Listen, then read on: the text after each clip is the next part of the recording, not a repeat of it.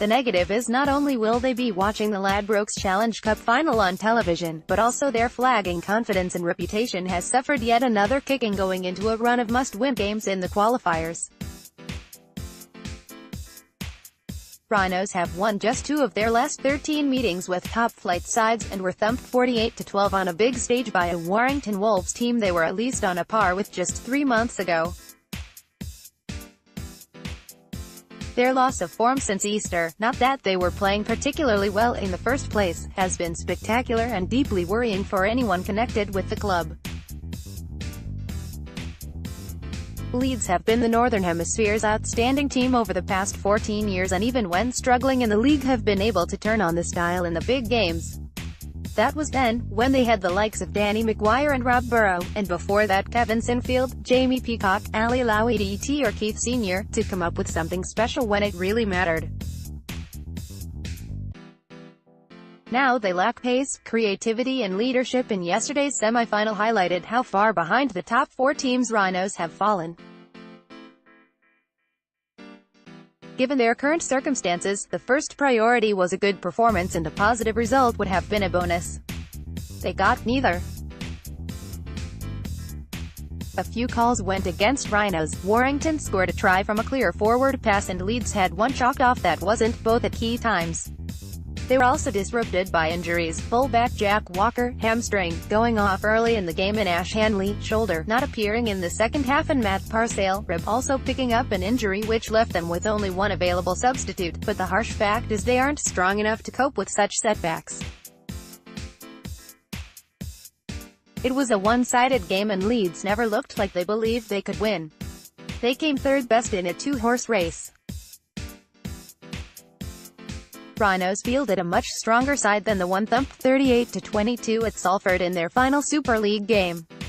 Ryan Hall, Richie Myler, Brett Fares and Jamie Jones Buchanan, who hadn't played since May, returned from injury. Walker and new dads Adam Cuthbertson and Mikola Jolski were recalled after being rested at Salford. Leeds were without Mitch Garbutt due to a knee injury, as well as cup-tie duo Jordan Thompson and on loan Warrington man Dom Crosby. Jimmy Kindhorst and Cameron Smith were both dropped. Anthony Mullally, who has been sidelined due to concussion, and Ashton Golding were the players left out from the initial squad. Kindhorst, Mullally and Golding all warmed up before the game. Callum Watkins, Stevie Ward and Brett Delaney remain on the casualty list. Though Leeds led briefly, Warrington always looked the better team and could have been out of sight even earlier than they were had their finishing been sharper. Warrington twice spilled the ball over Leeds' line in the opening exchanges, from kicks by Tyrone Roberts and Kevin Brown. After 8 minutes, Roberts broke through, and though Parcale made the tackle, he held on too long and was penalised. Roberts got up to take the 2. Ablett's tackle forced a knock-on in the set from the restart, and Leeds, having not been in the game up to that point, made their first opportunity count. Parcale, restored to the starting lineup with Brad Dwyer on the bench, almost scampered over, and then on the last tackle Ryan Hall went on the blind side from acting half 10 meters out to score a clever try which Liam Sutcliffe converted from the touchline. Warrington should have scored their first try 6 minutes later, at the end of the first quarter. Stephen Ratchford ghosted into a gap from Brown's pass, but didn't back himself and lost the ball in a 2-man tackle on the line. Soon after that Parcale went over from acting half, but Myler was ruled to have knocked on playing the ball. On another day it would have been a penalty to Leeds for interference on the number 7, but that proved to be a pivotal moment in the game as Leeds went from 6-2 ahead to 26-6 down in 22 devastating minutes. Tom Lineham broke past Brett Fares and Myler from the scrum and raced 80 meters to score a try, which Roberts converted.